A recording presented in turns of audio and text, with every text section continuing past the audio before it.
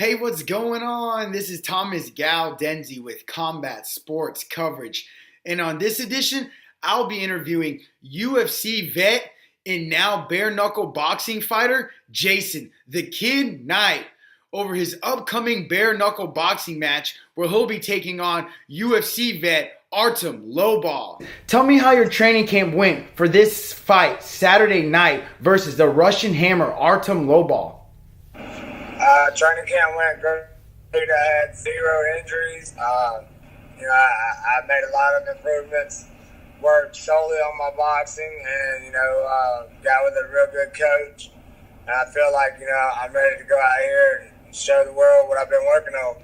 And tell me about that. Who are you training? So you're training with a new team or a new coach? I'm not necessarily training with a new team like MMA wise or anything, but just for this boxing match, there's a guy named Blake Singley. He has a little gym set up in his backyard over in Mobile, Alabama. Oh, nice. What it is, man, Blake Singley, he used to fight for a man named Johnny Smith. And Johnny Smith is, man, hands down, in my opinion, the best boxing coach that I've ever seen.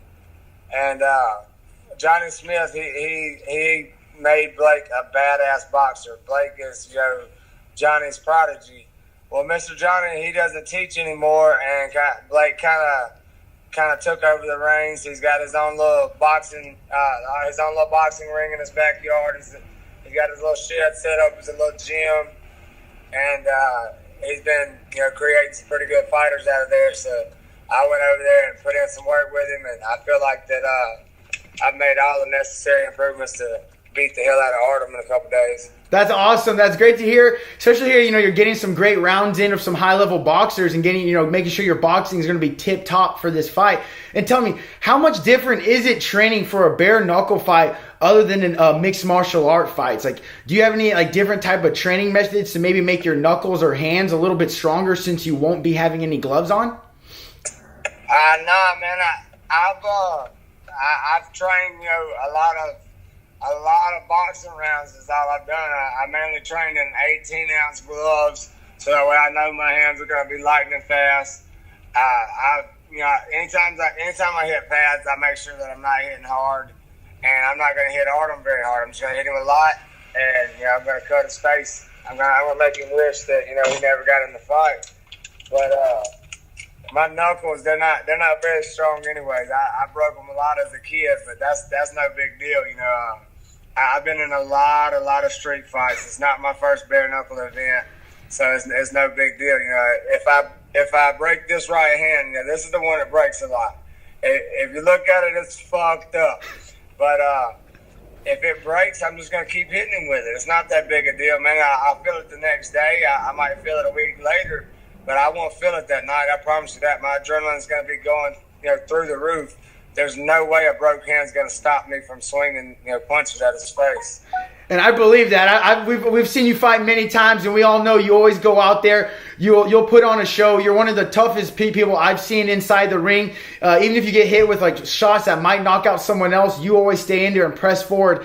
And that's also a great mindset to have. That you're not looking for a one-hitter quitter. You're looking just to touch them and pepper them, and that's really smart, especially since you won't have any padding on your gloves. And then, so you haven't done no sparring without gloves, is that correct?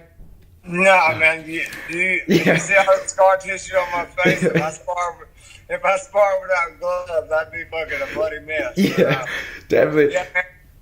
The way I see it, I've felt bare knuckle punches before. I've thrown bare knuckle punches before. I know what it's going to be like, and I know the sting.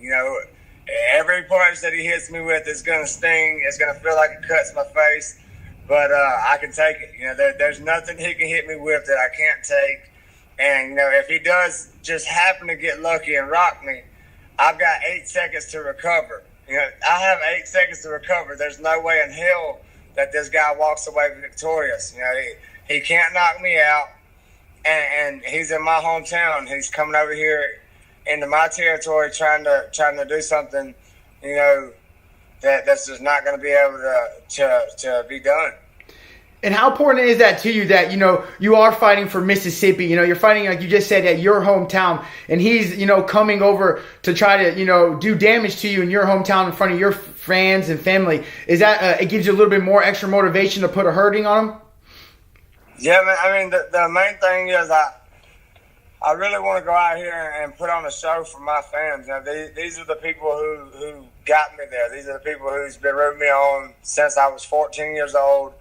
And, the guy who's coaching me, Blake Singley, he's put in a lot of work with me, and he's really, poured his heart into me. So I want to go out here and I want to put on a performance for him. It's nothing about, worldwide or anything, or trying to better myself. I really just want to go out here, put on a show, and make my fans happy. That's all I want to do. That's exciting. We all know you will definitely be putting on a show.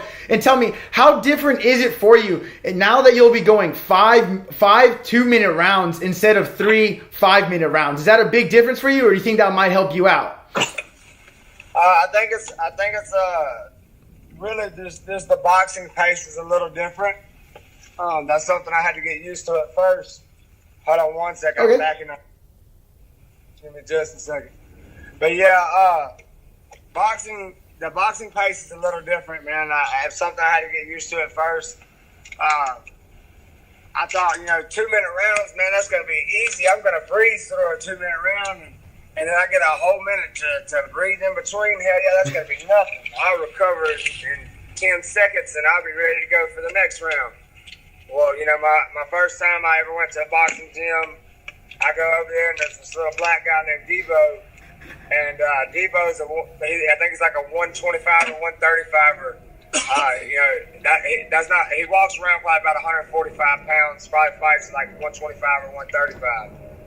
Well, this little guy was so fast, man, and I was just trying to keep up with his pace. I didn't try to hit him hard. Didn't try to knock him out or anything. But I tried to throw just as many punches as he threw, and it's almost impossible, man. And then after 2 rounds, I was dead. I was like, what the fuck? I'm just throwing punches. How did I get so tired? And, it took a while. It took a while to get used to that pace. But, I'm ready to go out here and push the pace on Saturday night. I know that I can go as hard as I want for these 5 rounds, and I'll be there. My cardio is going to be there. I'm ready to go. My body's going to hold up. I'm not going to throw stupid ass punches. I'm not going to get into a war. I'm not going to try and knock him out and break my hands and none of that. I'm going to conserve myself, and I'm going to move my feet, move my head, and beat the hell out of Artem. And there's nothing else that can happen. And speaking of that, with Artem, how do you see this fight going down with Artem? Do you think you're going to be able to get a knockout or a TKO, or is this going to be an all-out war? I don't know if I can knock him out or if I can TKO him. It doesn't really matter to me. What my plan is, I'm going to try to make him quit by the end of the 3rd round. I'm going to try to just put on such a ferocious pace that he just doesn't want to be there anymore. And if he doesn't quit, that's fine. That just gives me more time to beat him up. But the way I look at it, Bare Knuckle, Artem Lobov, Paulie Malignaggi, however the fuck you say his name. Yeah. They're every one of them. They're already looking past me. They're looking at the next event. They're trying to cancel me out. So the way it is, I'm telling you now, I can't fight a fight with a close decision. If I fight a close decision, it goes to Artem because he's signed with Bare Knuckle. He signed his life away. He's got a 3-fight deal with him, and they're gonna have him fighting again in no time. But they're not guaranteed to have me fight again because I might not want to fight for him. So it can't be a close decision. So I'm going out here and I'm going for fucking blood. I'm going to beat the dog shit out of him to where if it does happen to go to a decision, they could not give it to him but they wanted to. Hell yeah. They could have the judges fucking paid, and the judges are still not going to be able to rig that decision because I'm going to beat his ass that bad. That's the plan. Man, giving me goosebumps and making all my hair stand up. I can definitely see the intensity and the fire in your eyes. I cannot wait to see that. It sounds like it's going to be a great fight. You're going to put on a show. And you even said yourself, the bare knuckle boxing is kind of looking past you. They flew Paulie Malignaggi out and Artem Lobov to New York to do some type of press conference yesterday, and he got slapped. And the whole time I was thinking, I was like, he has a fight with Jason Knight coming up this Saturday night. What are they doing? Do you really think he got slapped? Or did they set that up? You know what I'm saying? I feel like the whole little bullshit was set up because they want to see Artem fight fucking Paulie, and then hopefully that's going to be a Paulie versus Connor thing. And you know what I'm saying? It's just a bunch of bullshit. But I don't really care. You know what I'm saying? That they're looking out for their future, and that's cool. David Feldman, he's a smart man. He's trying to grow the business. I see that. That's a smart move on his part. But they're fucking up by trying to look past me because I'm still going to be there on Saturday night. He's still got Saturday night to get past, and I promise you, I'm not an easy target. I'm not an easy day, none of that. You know what I'm saying? He's going to get in there, and he's going to find out who the fuck I am, and I promise you that. And did that give you a little bit more extra motivation seeing all that stuff yesterday that went down? Man, really, I've already wanted to, just fight as hard as I can and fight as smart as I can, and just give my people the performance they've been waiting to see. I've been dying for that. You know what I'm saying? I've got that hunger back. I'm eager for this fight. I'm fighting for the love of it. You know what I'm saying? I'm ready for that. But yeah, yesterday that definitely gave me a little more incentive. You know, it makes me just want to show these motherfuckers what's up. You know, they're looking past me. They think that Jason Knight's nobody just because I'm not signed with Bare Knuckle. I'm not the face of Bare Knuckle. They're trying to make Artem the face of Bare Knuckle.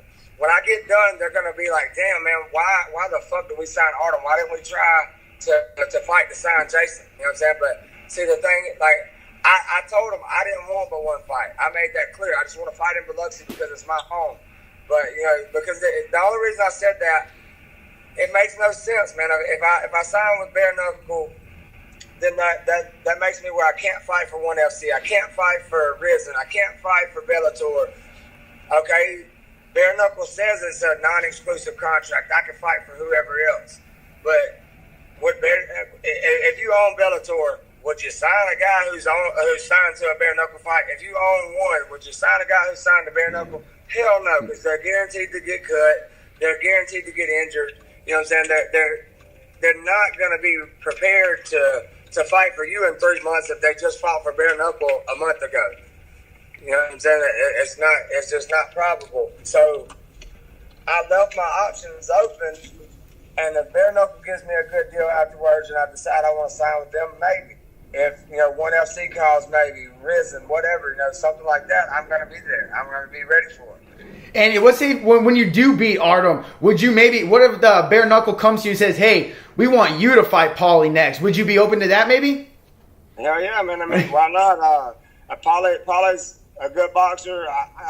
That's what everybody says, man. I don't watch boxing. I don't really watch MMA. I don't really follow any kind of sports, I don't follow anything, man. I follow Jason Knight, and that's it. I worry about me and mine, and that's it. But the thing is, like, I'm still young. I'm hungry. I'm ready to fight whoever. And if Paulie's the guy they want to put in front of me, if they want to pay me the right amount of money, then I'm down. And I really don't care. I see Artem Lobov on Saturday night, and I want to make his face look like I see it in my dreams. And like, I visualize him standing in front of me, bloody and just a desperate ass look in his eyes, just like, man, how do I get out of this fight? And I plan on giving him that look, on Saturday night. I want to beat him so bad to where he's standing across from me, just desperate, looking like, oh, what the fuck do I do? I want to put that fear in his eyes. Man, I can definitely tell you're very serious and pumped for this fight. It's giving me goosebumps and chills, and everyone definitely needs to be tuning in Saturday for this amazing fight. And then one of my last question for you is, so do you want to get back to the UFC? Because when you were a UFC fighter, you had some great wins over some killers like Dan Hooker, Alex Kararexis, Chase Skyley. Looking back on your career, what was your most memorable fight like in the UFC? All right, before I go further, I gotta fix Alex Caceres and Chad Skillet. There we go. Thank you. Yeah, I'm horrible with names. Yeah, you're good, man. But yeah, I had some good fights in UFC. Probably my favorite of those would be Chad Skillet, just strictly because I got the TKO. I pretty much almost knocked him out, and I got a bonus off of it. But all three of those are awesome. I got a bonus off of the Alex Caceres fight. And Dan Hooker, I fought him in Australia. You can't get better than that. I went across the world. I trained in Thailand for that whole fight. I mean, I've had some badass experiences because of the UFC. And I would love to get back there. Don't get me wrong. But, if something else comes available, I'm down. I'm down for whatever. As long as I can, provide for my family doing what I love, I'm good with it. But the way I see it, like, the UFC is great now, but I could be perfectly fine somewhere else because it's kind of going to a shit show a little bit. That the ranking system doesn't mean nothing. The belts don't mean nothing. So I feel like if I could get treated better somewhere else, why wouldn't I do that? And I agree with you on that one. And there is tons of promotions out there that especially want a fan favorite fighter like you. You're not one of those guys that just go out there and just lay around or try to run around. You fight, you go forward, you press the pace, and you can also take a hit just as well as you can give a hit. And so do you have any special shout outs or any sponsors you want to thank? Yeah, man. Comfort on the Coast, My Nerdy Neighbor, Dreamers Construction, Performance Auto Upholstery, Empire FC. And thank y'all so much. I wouldn't have made it to the fight without y'all. I'd probably be working somewhere trying to get up the money. But man, thank y'all so much. Well, everyone needs to tune in to Bare Knuckle Fighting Championship this Saturday night to see this epic main event fight between two UFC vets that are ready to box it out bare knuckle style.